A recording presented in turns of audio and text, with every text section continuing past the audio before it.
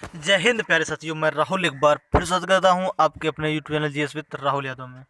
दोस्तों आज मैं फिर से प्रेजेंट हूं पॉलिटी की अगली क्लास लेकर। जैसा कि अगली क्लास में आप लोगों ने पढ़ा था फंडामेंटल राइट्स का पार्ट 1, जहां पर हम लोगों ने आर्टिकल 19 तक पढ़ा था। दोस्तों अगर संविधान की ये सीरीज आप लोगों ने शुरू से नहीं देखी है तो इस वीडियो के डिस्क्रिप्शन में लिंक मिल जाएगा और देखिए आप लोग। और दोस्तों ये सीरीज वेरी इंपॉर्टेंट है। और मौलिक अधिकार में हम लोग पढ़ा था हम लोगों ने कि मौलिक अधिकार कितने हैं वर्तमान में 6। ठीक दोस्तों, और आर्टिकल 19 तक हम लोग पढ़ चुके थे। ठीक है, और अब चल रहा था स्वतंत्रता का मौलिक अधिकार। ठीक दोस्तों, ये है 19 से 22 तक। स्वतंत्रता का मौलिक अधिकार अनुच्छेद 19 से 22 तक है। दोस्तों हम लोगों ने 19 पढ़ लिया था।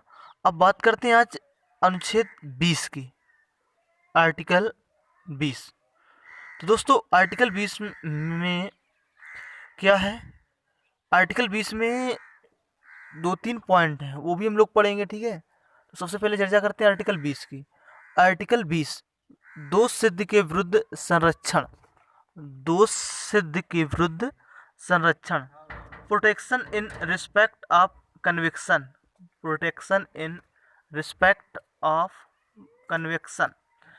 ठीक है, इसमें दोस्तों क्या होता है कि दोष जैसे आपको गिरफ्तार किया गया है, ठीक है, तो उसके विरुद्ध जो है आपका संरक्षण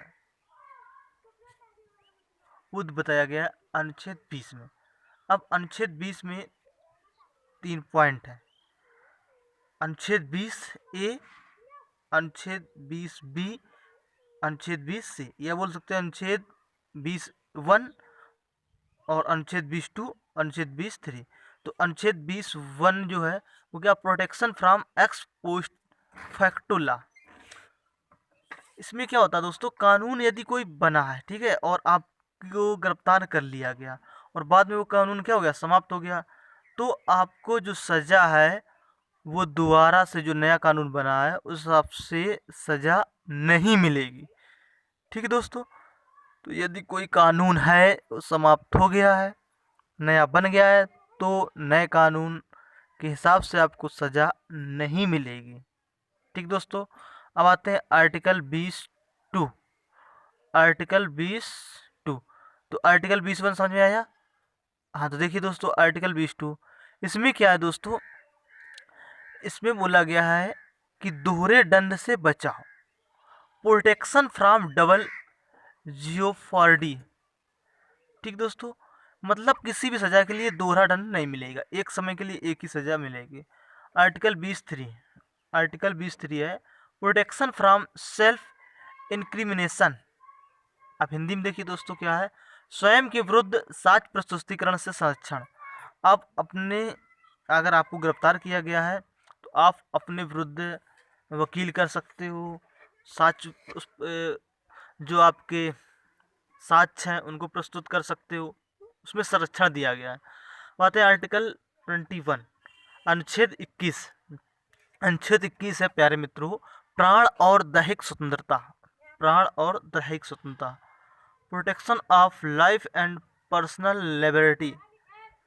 दोस्तों इसमें कुछ पॉइंट दिए गए हैं, ठीक है, जिनमें से 21 का में है शिक्षा का अधिकार।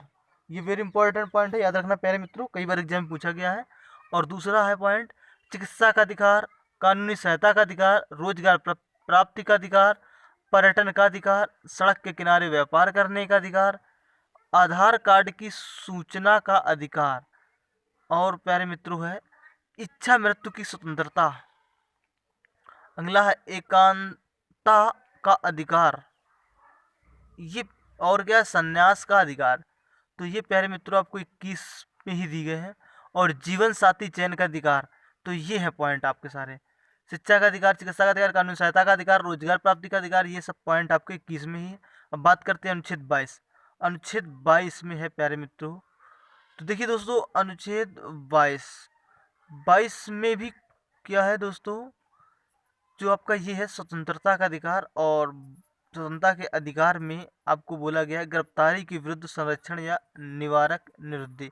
मतलब यदि आपको क्या किया गया, गिरफ्तार कर लिया गया, उसके विरुद्ध है दोस्तों। इंग्लिश में बोलेंगे protection against arrest and detention. ठीक दोस्तों, यदि आप किसी को गिरफ्तार कर लिया जाता है तो गिरफ्तारी का वो कारण पूछ सकता है कि क्यों गिरफ्तार किया गया।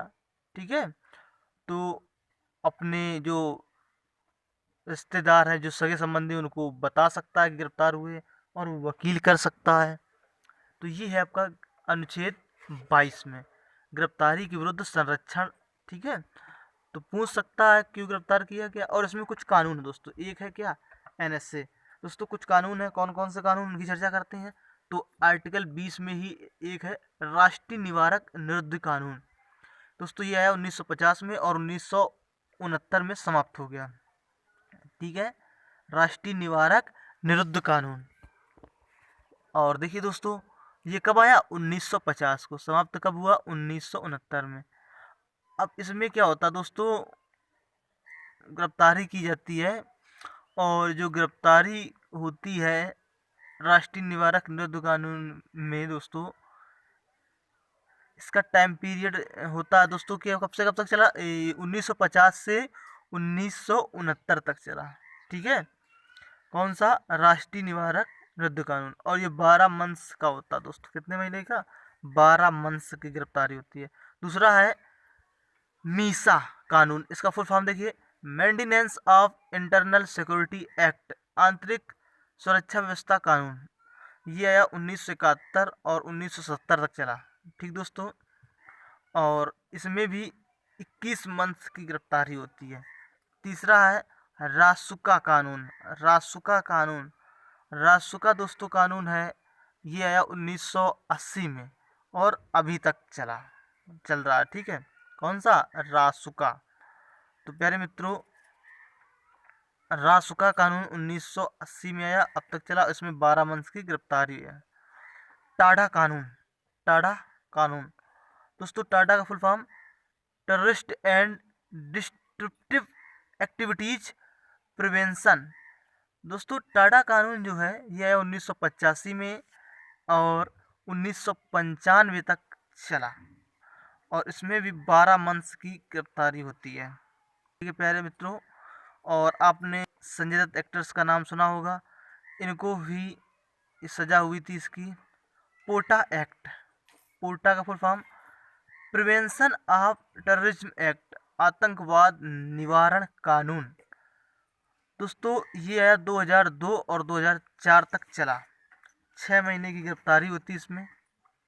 ठीक है प्यारे मित्रों, पोटा एक्ट में कितने महीने की गिरफ्तारी होती है, 6 माह की।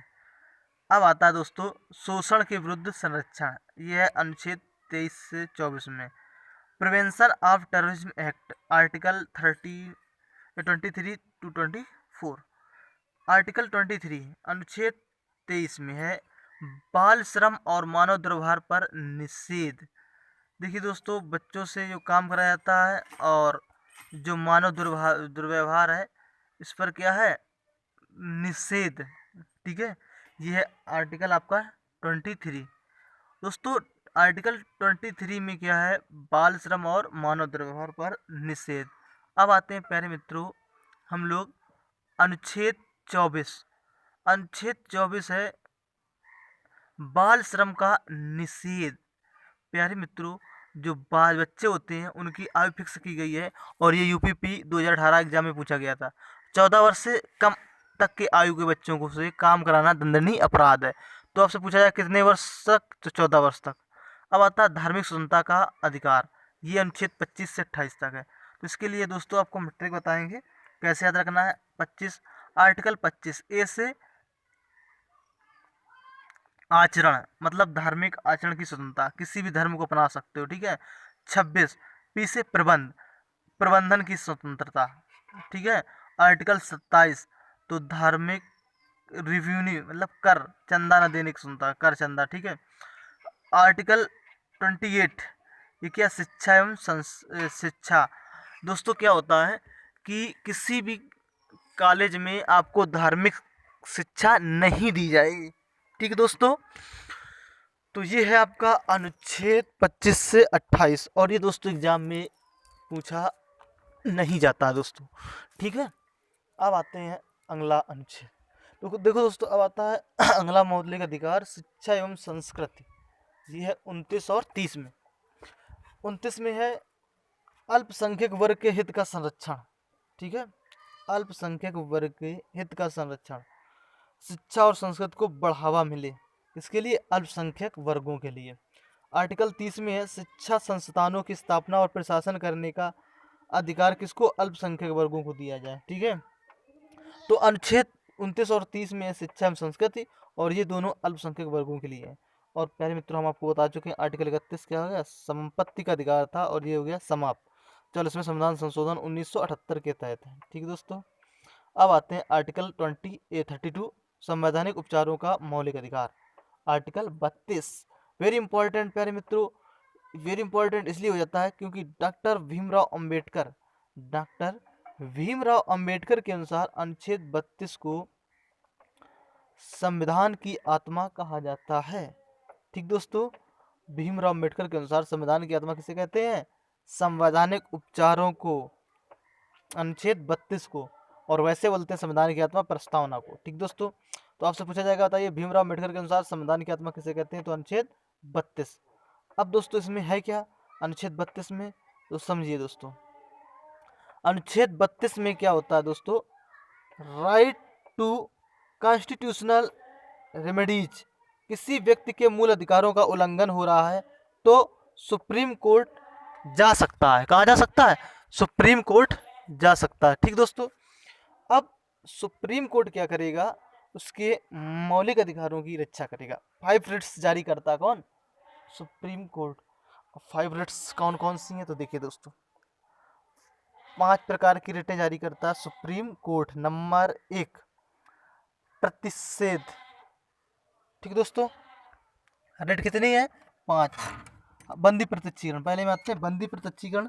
2 अधिकार परीक्षा, नंबर 3 परमादेश, नंबर 4 प्रतिषेध और नंबर 5 उत्प्रेषण। बंदी प्रत्यक्षीकरण सशरीर प्रस्तुत करना, अधिकार परीक्षा तुम्हें क्या अधिकार है, परमादेश आदेश या आज्ञा, प्रतिषेध मना करना, उत्प्रेषण और सूचित करना।